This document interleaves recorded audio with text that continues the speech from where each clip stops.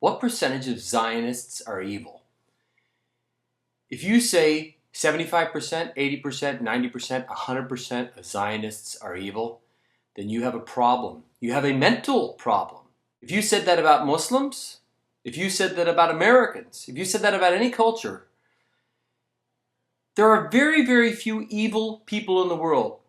There are lots of pawns and lots of sheep in the world who follow, but there are very few evil people. Here's the danger. Someone says, these Zionists are all evil. All Zionists are evil.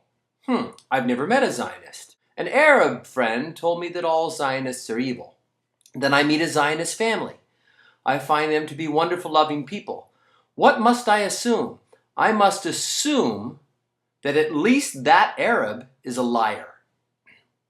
Then I might fall fondly in love with Zionism and Zionists, and I have proof that Arabs are liars because Arabs told me that all Zionists were evil, and I've met Zionists, and they're not all evil. I haven't met any evil ones yet. There can be a few evil people at the helm of any of these empires, like America, like Iran, Iraq.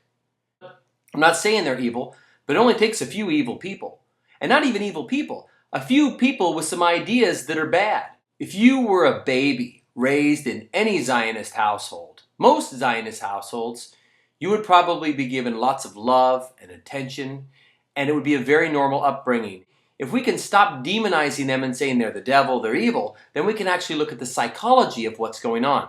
Why would Zionists, and not all Zionists, why would the Zionists who are doing what they're doing, why would a portion of these Zionists be supporting this, let's say, the oppression of the people in Palestine? Now, some Arab friends have made it real clear to me that you don't have to be a Jew to be a Zionist.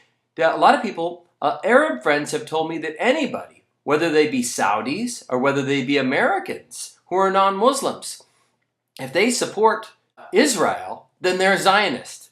Let me know if that's true. And I have some Jewish friends that grew up in the Middle East. I have some Jewish friends that grew up in other parts of the world, including America. Jewish people, as a rule, that I've met have been abused throughout their life. Just like black people, African Americans have an incredible... Any African American with gray hair could tell you a story about something that happened to him. I was talking to an Iranian friend of mine who talked about being a Jewish child in a Muslim community. I've had a lot of people tell me how difficult it was being non-Muslim in a Muslim community.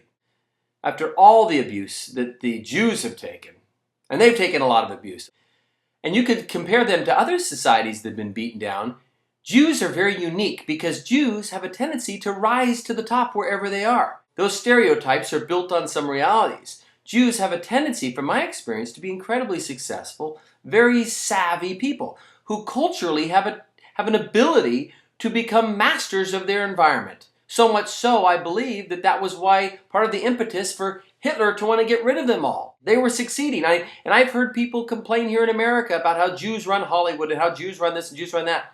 How? And why is it that this elite class of people who have all these amazing abilities keep being hunted down? I can see how a Jewish person might say, we don't have a land. Everywhere we've been in, and I've been in America where Jews have been beaten down and downtrodden, there is still a lot of anti-Semitism and Jew-hating.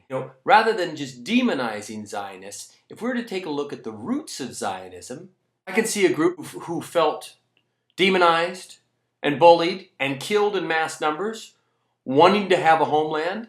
I could see that. I could see it logically. I could see them getting very nationalistic. If you're an old Zionist and your family was beaten and abused by Muslims, say, or Christians, or whatever, throughout your childhood, might there be a delight in sticking it to the Muslims or sticking it to the Christians? Is there any of that? I'm curious. I'm sure every experience is different for every person. But again, to demonize all Zionists is a very dangerous way of thinking, and it won't get us anywhere. It's better to look into the psychology, because most people who are Zionists, even probably right-wing Zionists, are probably pretty decent people. You just have to figure out what's making them tick. What's their motivation? How is it that they've rationalized the choices that they're making? Because they have rationalized them. How is it they get up in the morning with a clear head and a clear conscience and a smile on their face and go about their day doing what they do. What must they think? What must be in the mind of your average Zionist? I've heard some people say these Zionists are devil, they're crafty, they're clever, they're always plotting. But in fact, they're just people, just like Muslims. These Muslims are clever, they're crafty, they're always plotting. Let me know what you think.